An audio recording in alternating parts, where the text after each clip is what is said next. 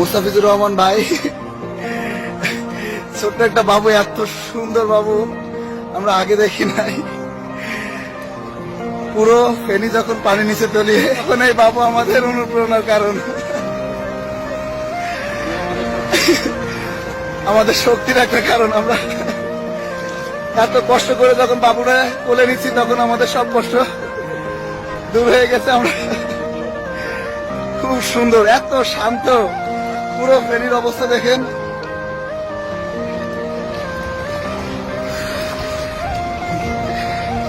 বৃষ্টি হচ্ছে, বৃষ্টি হচ্ছে একদিক